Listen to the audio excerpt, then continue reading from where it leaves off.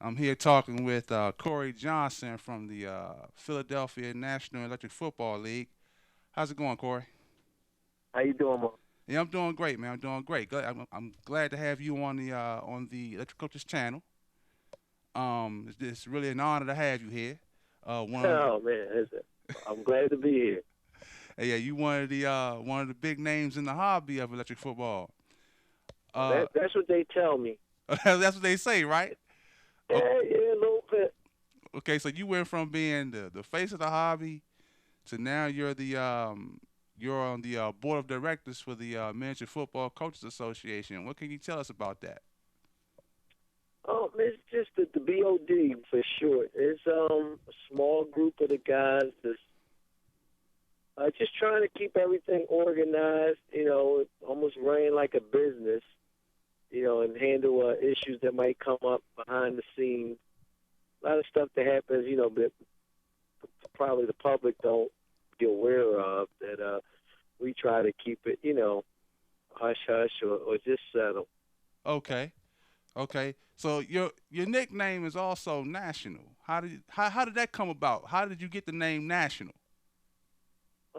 National came about, I guess, from me playing in several different leagues, and even outside of the Philly area. I've been playing in leagues in New York, Harrisburg. Geez, I can't even remember. Just the National High Voltage. Okay, So I did that, and traveling all over to the various tournaments and events and conventions. right. It just was like, he's national. He's all over the place. So it, Okay, it kind of stuck. okay. Yeah. So you get around a lot then. You get around. Right, So right. Tupac, the Tupac of electric football. okay, you gonna bring hip hop into it. All right. Yeah, yeah, you got to do that. That works for me. That works for me. Um, Let me see. How did you come into the hobby? Yeah, like most of us came into the hobby as kids. I hmm for one, I started back, like when I was like 9. You Yeah, know, I was about 7 or 8 maybe when I first seen the game, and it was just blew me away. The men moving by themselves. And then, my story is the same as everybody else, I guess. When Nintendo came out with Tecmo Bowl, right? I kind of, in I guess the late '80s, I put my men down and did other things. Yeah, yeah, yep. I And same here, same here. so I always kept getting the newsletter from Miggle when Landsman took over the company. They must have used the mailing list from people that had bought something from Tudor Okay, because I was getting the newsletters and I was seeing that they was having a convention, okay, but it was in Chicago and things like that. And at that time, that was in the mid '90s. okay. And at that time, I had never flew in a plane. I didn't like it. I probably could say I was scared, Right, I understand. I but understand. but I never. So I saw that people were playing, Okay, but I was just like, I'm never going there. That's too far. So one year they had it in Philly, okay. and I went, and I was blown away all over again, and I've been in it hard ever since. Okay. Well, look, we're gonna take a break for a moment. We're gonna do an equipment check real quick, and hmm we're gonna get back on it. Okay. We're back with Corey National Johnson from the Philadelphia National Electric Football League. Welcome back, Corey. I'm here. I'm here. Yeah, I know you're still here. I just want to make sure now. Oh yeah. I'm looking at a video on YouTube right now. This is from week 1 of your electric football season. It's Vikings versus the Saints. And this hmm is Ed Scott playing against Ephraim Daniels. And Yes. and from what I've concluded, Ephraim Daniels, 15 years old, is whooping on some grown men out there. That kid, you got it right, man. That kid is awesome. He's good. He knows what he's doing. And in that particular video, he was all over Ed Scott, aka Smokestack, Okay. and basically the Saints were beating him up. And I seen Ed with a play, Okay. and he stopped it, and he was handing it off to Peterson. Wow. Now I said, hold on, let me get my iPad because, I knew that guy was going to the house. Okay. And I grabbed the video, and then what you see is, Kenneth and Scott. Okay. And that video, by the way, we're gonna have that in this production as well, so we'll be able to show you. We'll be able to show that video to you in a few moments. But I'm gonna play it back. Let's see. I want our viewers to hear what's going on. Okay. Give Daddy 6. Give Daddy 6. Give Papa 6. Home. Home. E.T. Home. Home. Home. Home. E.T. phone home. Okay, Kenny? Court. That's you laughing in the background, right? That's me laughing. I'm still laughing, man. I can watch that thing 100 times and laugh.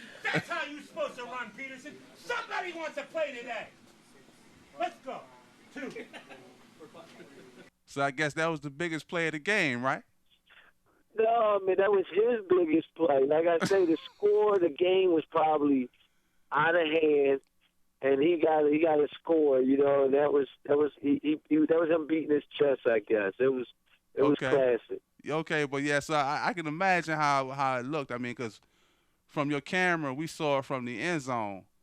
So I pretty much saw the figure moving, but, it wasn't close enough. But, yeah, I could see where Adrian Peterson had broke out to the right side and took it to the house.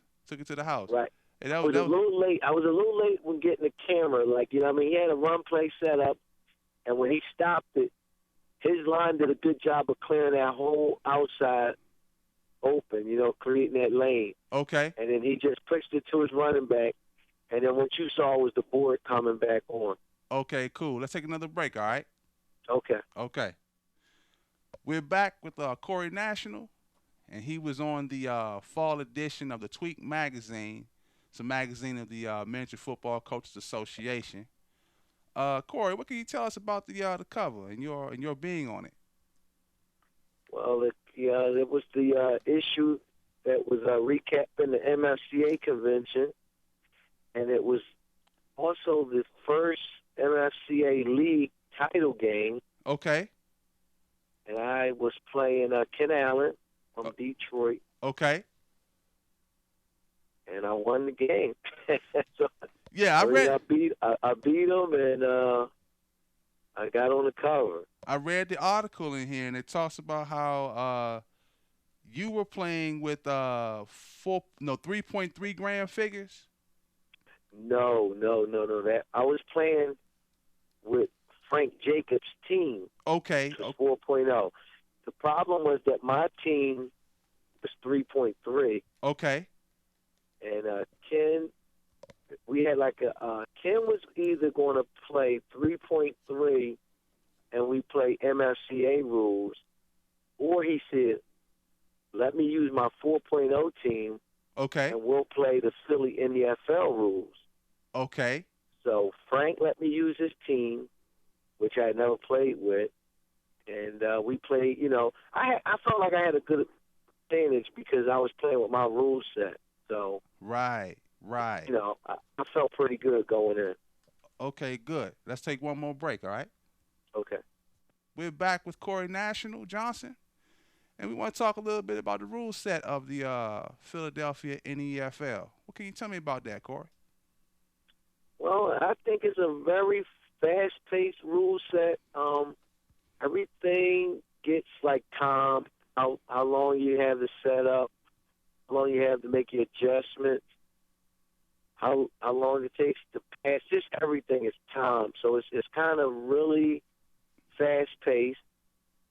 And when I was playing Ken in the championship game, he had Lynn and Ray, Fanera, and a few other guys that was watching it, and they were just blown away with the rule sets and the speed of the game. Okay. And actually, Mike Gutman contacted us about putting some of our rules into the Mingle rule set. Okay, cool. And also the MFCA, the TOC rule set has a lot of similarities of the Philly League. So it was pretty exciting to play in that game with my rule set and showing everybody how we do it in Philly. Right. Yeah. See, that's a huge issue in the hobby. What rule set do we play by as a hobby? My thing is, hey, whatever the rule set is for a particular league, respect those rules or just don't play in that league. That's about the basis of it. Yeah, it's really that easy. And I really like that all the different areas have all the different rules. It's just not the same. Philly got their flavor. Texas got theirs. Right. Maryland has theirs. I love that. Detroit got theirs. Right. And one thing I can say about the Philly League, this is our 16th season, Wow. and our rule set hasn't really changed a whole lot. It's been the same thing all those 16 years for the most part. So you got 32 teams, and you play a full 16-game season? Yes, sir. We got 32 guys. I mean, some from Philly, New Jersey, which is North Jersey, South Jersey. Okay. We got coaches from New York, Maryland, D.C., so it's spread out pretty well. Okay, so you guys pretty much so guys come up to Philly, get hotel rooms, and they stay for a weekend. Sometimes, Maurice, sometimes they'll stay a weekend, but most times it's like a 2.5-hour drive. They'll come down early Saturday. Right. And then 2 or 3 games, eat, and then hit the road back. And then we'll see them in 2 more weeks. Okay, and then 2 more weeks, come back up, do it again, right? Do it again till they done. Okay, so you got guys going on the road to come to Philadelphia to play against you guys in the National Electric Football League of Philadelphia. Wow, that's incredible. That is incredible. Man, we're just blown away. It's really flattering that, guys want to come that far to play with us. So, right. And a lot of guys that come say they love the rule set. Okay. Wow, that's incredible. It would be ideal if, everybody in the hobby would submit to one rule set. But because this game is it's an open source kind of game. You can set your rules the way you want. Mm-hmm. Personally, I like to play front of base tackling.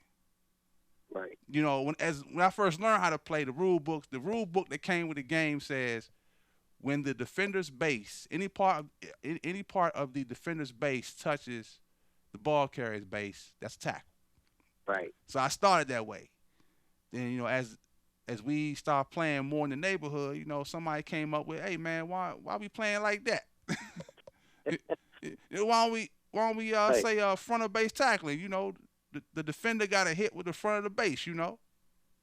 Right. We did the same thing, man. I mean, the way we play is like so prehistoric to the way that is the organization that we play now. Right. I mean, we just used to just stack men around the ball carrier and just say the guy in the middle got it.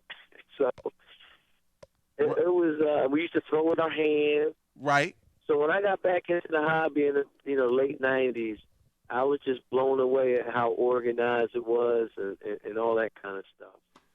Well, that's all for today on the Electric Coaches channel. We were talking with Corey National Johnson from the Philadelphia National Electric Football League. Thanks for coming, Phil. Thanks for coming, Corey, and I hope to talk to you again, man. Yeah, Maurice, I really appreciate the invite to do this. It was really fun, and I'm looking forward to coming back. Hey, thanks a lot, man. Hey, look, we're going to talk again, man. We're going to talk again, for real. Most definitely. I'm looking forward to it. Okay, Corey. Thanks a lot, man. All right. Bye-bye.